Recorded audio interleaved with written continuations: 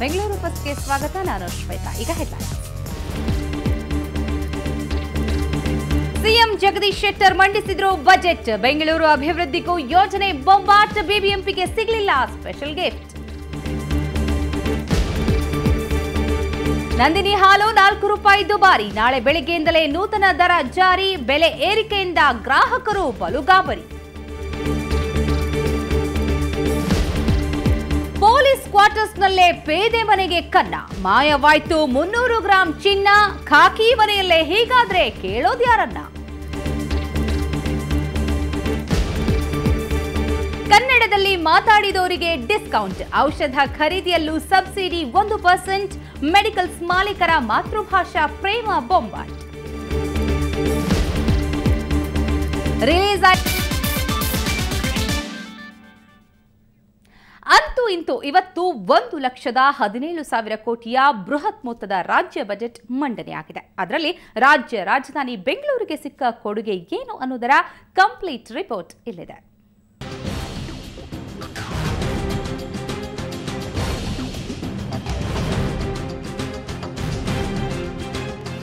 Bengaluru ಬೆಳೆಯುತ್ತಿರೋ city. ಅದಕ್ಕೆ ತಕ್ಕಂತೆ ಇಲ್ಲಿ ಮೂಲ ಸೌಕರ್ಯಗಳನ್ನ ಹೆಚ್ಚಿಸಬೇಕಿದೆ. ರಸ್ತೆಯುದ್ದಕ್ಕೂ ವಾಹನಗಳ ಜಾತ್ರೆಯೊಂದಿಗೆ ಟ್ರಾಫಿಕ್, ತ್ಯಾಜ್ಯ ನಿರ್ವಹಣೆಯಂತಹ ಸಮಸ್ಯೆಗಳಿಗೆ ಶಾಶ್ವತ ಪರಿಹಾರ ಕಂಡುಕೊಳ್ಳಬೇಕಿದೆ. ಇವತ್ತು ಬಜೆಟ್ ಮಂಡಿಸಿರೋ ಸಿಎಂ ಜಗದೀಶ್ ಶೆಟ್ಟರ್ ಗುರಿಯೂ ಅದೇ ಆಗಿತ್ತು. ಅದೇ ದೂರದೃಷ್ಟಿಯಿಂದ ಬೆಂಗಳೂರಿಗೆ ಹಲವು ಯೋಜನೆಗಳನ್ನು ಪ್ರಕಟಿಸಿದ್ದಾರೆ. ಟ್ರಾಫಿಕ್ ಸಮಸ್ಯೆ ಗಮನದಲ್ಲಿಟ್ಟುಕೊಂಡು ಹಲವು ಯೋಜನೆಗಳನ್ನು ಪ್ರಕಟಿಸಲಾಗಿದ್ದು, ಬಿಬಿಎಂಪಿ ವ್ಯಾಪ್ತಿಯಲ್ಲಿ 100 ಕಿಲೋಮೀಟರ್ ರಸ್ತೆ ಅಭಿವೃದ್ಧಿಗೆ 300 ಕೋಟಿ ಅನುದಾನ ನೀಡಲಾಗಿದೆ. ಇನ್ನು ಗ್ರೇಡ್ ಸಪರೇಟರ್ ಕಾಮಗಾರಿಗೆ 580 ಕೋಟಿ ಮೀಸಲಿಡಲಾಗಿದೆ. ಓಕಳಿಪುರಂ ಕೋಡೆ ಸರ್ಕಲ್ ಗ್ರೇಡ್ ಸಪರೇಟರ್ ಕಾಮಗಾರಿಗೆ 80 ಕೋಟಿ ಕೊಡಲಾಗಿದೆ. ಚಾಲುಕ್ಯ, ಶಿವಾನಂದ, ಸಿದ್ದಲಿಂಗಯ್ಯ ಸರ್ಕಲ್ಗಳು ಹಾಗೂ ವಿಮಾನ ನಿಲ್ದಾಣ ಸಂಪರ್ಕ ರಸ್ತೆ ನಿರ್ಮಾಣಕ್ಕೆ 863 ಕೋಟಿ ನೀಡಲಾಗಿದೆ. ಫೆರಿಫೆರಲ್ ವರ್ತುಲ ರಸ್ತೆಗೆ 2,500 ಕೋಟಿ ನಿಗದಿಪಡಿಸಲಾಗಿದೆ. ಇನ್ನು ಘನತ್ಯಾಜ್ಯ ನಿರ್ವಹಣೆ ಘಟಕಕ್ಕೆ 200 ಕೋಟಿ, ಬಿಬಿಎಂಪಿ ಅನುಮೋದಿತ 75 ಮೂಲಸೌಕರ್ಯಕ್ಕೆ 50 ಕೋಟಿ, ನಗರದ ಎಲ್ಲಾ ವಿಧಾನಸಭಾ ಕ್ಷೇತ್ರಗಳಲ್ಲಿ ತಲಾ 1 ಡಯಾಲಿಸಿಸ್ ಹಾಗೂ ಮಧುಮೇಹ ಕೇಂದ್ರ ಸ್ಥಾಪನೆ, ಪ್ರತಿ ವಾರ್ಡ್ನಲ್ಲೂ 25 ಕೋಟಿ ವೆಚ್ಚದಲ್ಲಿ ಶೌಚಾಲಯ ಸ್ಥಾಪನೆಗೆ ನಿರ್ಧರಿಸಲಾಗಿದೆ. ಇನ್ನು ಬಿಬಿಎಂಪಿ ವ್ಯಾಪ್ತಿಯ ಬಡ ಕುಟುಂಬಗಳ ವಸತಿಗೆ 300 ಕೋಟಿ ಮೀಸಲಿಡಲಾಗಿದೆ. ಇಷ್ಟೆಲ್ಲ ಆಗಿದ್ರೂ ಬಿಬಿಎಂಪಿಗೆ ಯಾವುದೇ ವಿಶೇಷ ಅನುದಾನ ನೀಡಿಲ್ಲ. 3,000 ಕೋಟಿ ಸಾಲದ ಸುಳಿಯಲ್ಲಿರೋ ಬಿಬಿಎಂಪಿ ನಿರೀಕ್ಷೆ ಹುಸಿಯಾಗಿದೆ. ಹಾಗಿದ್ರೂ ಆಡಳಿತ ಪಕ್ಷ ಬಜೆಟ್ ಸಮರ್ಥಿಸಿಕೊಂಡಿದೆ. ನಮ್ಮ ಬೇಕಾದಷ್ಟು ಅಭಿವೃದ್ಧಿ ಕಾಮಗಾರಿಗಳು ಕೂಡ ಗ್ರಾಂಟ್ ಕೊಟ್ಟಿದ್ದಾರೆ. ಆಮೇಲೆ ಹೆಲ್ತ್ ಇದಕ್ಕೆ ಏನು ನಮ್ಮ ಏನು ಇವತ್ತು ಗಾರ್ಬೇಜು ಇದಕ್ಕೆಲ್ಲನೂ ಬೇಕಾದಷ್ಟು ಸಮಸ್ಯೆಗಳಿತ್ತು, ಸೆಗ್ರಿಗೇಷನ್ ಪಾಯಿಂಟ್ ಮಾಡೋದಕ್ಕೆ ಇದಕ್ಕೆಲ್ಲನೂ ಅದಕ್ಕೂ ಸಪ್ರೇಟಾಗಿ ಗ್ರಾಂಟ್ ಕೊಟ್ಟಿದ್ದಾರೆ. ಈ ಥರ ಎಲ್ಲ ವಾಟರ್ ಕುಡಿಯೋ ನೀರು ವ್ಯವಸ್ಥೆ ಕೂಡ ಗ್ರಾಂಟ್ ಕೊಟ್ಟಿದ್ದಾರೆ. ಬಿಬಿಎಂಪಿ ವಿಪಕ್ಷ ನಾಯಕ ಗುಣಶೇಖರ್ ಬಜೆಟ್ ಬದನೆಕಾಯಿ ಎಂದಿದ್ದಾರೆ. ಯೋಜನೆಗಳು ಅನುಷ್ಠಾನಗೊಳ್ಳೋ ಹಾಗಿಲ್ಲ ಅಂತ ಕಿಡಿಕಾರಿದ್ದಾರೆ. ಈಗ ನಮ್ಮ ಗೌರವಾನ್ವಿತ ಮುಖ್ಯಮಂತ್ರಿಗಳ ಜಗದೀಶ್ ಶೆಟ್ಟರ್ ಅವಧಿ 3 ತಿಂಗಳಿದೆ. 3 ತಿಂಗಳಲ್ಲಿ ಹೇಳಿದಂಥ ಏನು ಘೋಷಣೆ ಮಾಡಿದ್ದಾರೆ ಅದ್ಯಾವುದೂ ಕೂಡ ಜಾರಿಗೆ ಬರೋಕ್ಕೆ ಸಾಧ್ಯ ಇಲ್ಲ. ಚುನಾವಣೆಯ ದೃಷ್ಟಿಯಿಂದ ಮಾಡಿರ್ತಕ್ಕಂಥ ಬಜೆಟ್ ಇದು. ಜನರಿಗೆ ಕಣ್ಣೊರೆಸುವಂತಹ ತಂತ್ರಗಾರಿಕೆ ಇದು. ಒಟ್ನಲ್ಲಿ ಮತದಾರ ಪ್ರಭುವನ್ನು ಸೆಳೆಯಲು ಸರ್ಕಾರ ಅನುದಾನಗಳ ಘೋಷಣೆಯನ್ನೇನೋ ಮಾಡಿದೆ. ಘೋಷಣೆ ಹಾಗೇನೆ ಯೋಜನೆ ಜಾರಿಗೆ ಬದ್ಧತೆ ತೋರಿದ್ರೆ ಬೆಂಗಳೂರು ಬದಲಾದೀತು. ಇಲ್ಲದಿದ್ರೆ ಇದೆಲ್ಲ ಎಲೆಕ್ಷನ್ ಗಿಮಿಕ್ ಅನ್ನಿಸ್ಕೊಳ್ಳೋದ್ರಲ್ಲಿ 2 ಮಾತಿಲ್ಲ. ಬೆಂಗಳೂರಿನಿಂದ ಕ್ಯಾಮ್ರಾ ಪರ್ಸನ್ ದೇವರಾಜ್ ಜೊತೆ ಅಶ್ವಿನಿ, ಸುವರ್ಣ ನ್ಯೂಸ್. ಹಲೋ, ಬಜೆಟ್ ಲೆಕ್ಕಾಚಾರದಲ್ಲಿ ಮುಳುಗ್ಬಿಟ್ರಾ? ನಿಮ್ಮ ಬಜೆಟ್ ಲೆಕ್ಕಾಚಾರ ಮಾಡ್ಕೊಳ್ಳಿ. ಯಾಕೆಂದ್ರೆ ನಾಳೆಯಿಂದ ಹಾಲಿನ ಬೆಲೆ ಕೂಡ ಏರಿಕೆ ಆಗಿದೆ.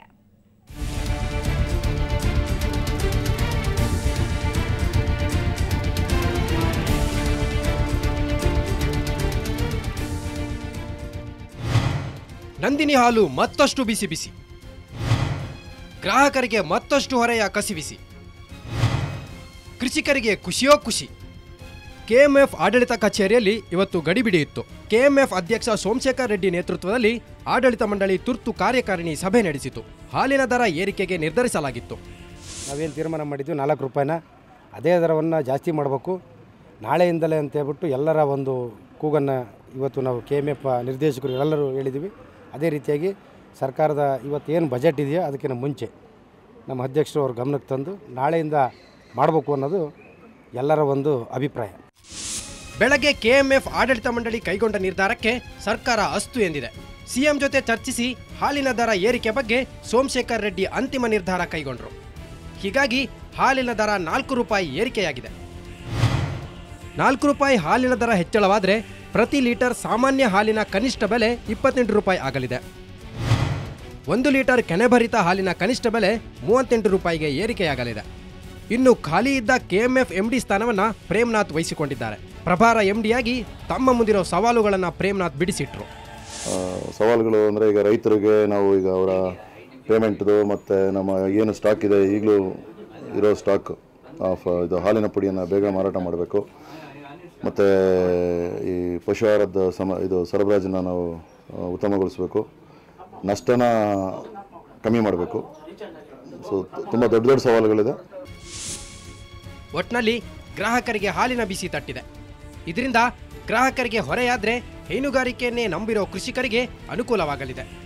ಬೆಂಗಳೂರಿನಿಂದ ಕ್ಯಾಮ್ರಾಮ್ಯಾನ್ ಯುಗಂಧರ್ ಜೊತೆ ನಂದಿನಿ, ಸುವರ್ಣ ನ್ಯೂಸ್. ರಾಜ್ಯ ಸರ್ಕಾರದ ಬಜೆಟ್ ಮಂಡನೆ ದಿನವೇ ಸರ್ಕಾರಿ ಆಸ್ಪತ್ರೆಗಳ ವೈದ್ಯರು ಬೀದಿಗಿಳಿದಿದ್ರು. ತಮ್ಮ ಬೇಡಿಕೆಗಳ ಈಡೇರಿಕೆಗೆ ಆಗ್ರಹಿಸಿದ್ರು. ಅದರಿಂದಾಗಿ ಸರ್ಕಾರಿ ಆಸ್ಪತ್ರೆಗಳಲ್ಲಿ ಜನರೆಲ್ಲ ಪರದಾಡುವಂತಾಯಿತು. ಬೀಗ ಜಡ್ದಿರೋ ತುರ್ತು ಚಿಕಿತ್ಸಾ ವಿಭಾಗ. ಇನ್ನು ವಾರ್ಡ್ಗಳ ತುಂಬೆಲ್ಲ ಹುಡುಕಾಡಿದ್ರು ಒಬ್ಬರೇ ಒಬ್ಬ ಡಾಕ್ಟರ್, ನರ್ಸ್ ಕಾಣಿಸ್ತಿಲ್ಲ. ಆಸ್ಪತ್ರೆಯಲ್ಲಿ ರೋಗಿಗಳ ಗೋಳು ಕೇಳೋರ್ಯಾರು ಹೇಳಿ? ಇವತ್ತು ಹೆರಿಗೆಯಾದ ತಾಯಂದಿರ ಪಾಡಂತೂ ದೇವರಿಗೆ ಪ್ರೀತಿ. ತುಂಬ ಪೇನ್ ಆಗ್ತಾ ಇದೆ ಹೊಟ್ಟೆ, ಮತ್ತು ಮಗುಗೆ ಹಾಲು ಬರ್ತಾ ಇಲ್ಲ. ಬ್ಯಾಂಡೇಜು ಡ್ರೆಸ್ಸಿಂಗ್ ಇದು ಮಾಡಿದಾರಲ್ಲ, ಅದು ಬಿಚ್ಕೊಂಡ್ಬಿಟ್ಟಿದೆ. ಅದು ಡ್ರೆಸ್ಸಿಂಗ್ ಮಾಡೋರು ಯಾರೂ ಇಲ್ಲ. ಇವಾಗ ಎದೊಳಕ್ಕಾಗ್ತಾ ಇಲ್ಲ. ಬೆಂಗಳೂರಿನ ಕೆಸಿ ಜನರಲ್ ಹಾಗೂ ಕೃಷ್ಣರಾಜಪುರದ ಸರ್ಕಾರಿ ಆಸ್ಪತ್ರೆಯಲ್ಲಿ ಕಂಡು ಬಂದ ದೃಶ್ಯವಿದು. ಯಾಕೆ ಮೇಡಮ್, ಏನಾಯ್ತು, ನಿಮ್ ಸ್ಟಾಫ್ ಎಲ್ಲಿ ಅಂತ ಕೇಳಿದ್ರೆ ಕೆಸಿ ಜನರಲ್ ಹಾಸ್ಪಿಟಲ್ ಅಧೀಕ್ಷಕರು ಹೇಳಿದ್ದಿಷ್ಟು. ಸ್ಟ್ರೈಕ್ ಇದೆ ಅಂತ ಅಂದ್ಕೊಂಡು ಈಗ ಡಾಕ್ಟರ್ಸ್ ಎಷ್ಟು ಜನ ಬಂದೇ ಇಲ್ಲ. ಈಗ ಒಟ್ಟು ಬಂದಿರೋದು 5 ಜನ ಡಾಕ್ಟರ್ಸ್. ಇವರಲ್ಲಿ ನಾವು 3 ಜನ ಅಡ್ಮಿನಿಸ್ಟ್ರೇಟರ್ಸ್ ಇದ್ದೀವಿ. ಆಮೇಲೆ ಬೇರೆ ಇನ್ನು 2 ಡಾಕ್ಟರ್ಸ್ ಬಂದಿರೋದು.